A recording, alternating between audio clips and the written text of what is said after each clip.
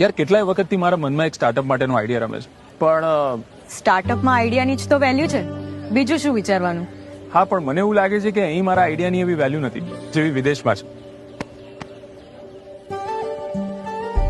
અરે સિદ્ધાર્થભાઈ, મિત્ર, તમારું સ્ટાર્ટઅપ ક્લિક કરવા માટે ગુજરાત છોડીને બીજે ક્યાંય જવાની જરૂર નથી.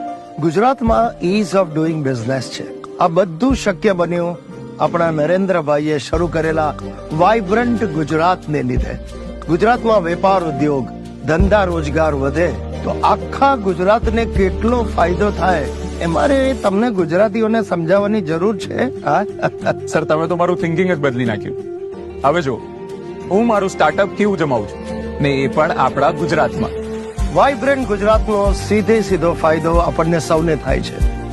એટલે જ કહું છું, વાઇબ્રન્ટ બદલ્યું આપણું ગુજરાત, આપણું જીવન.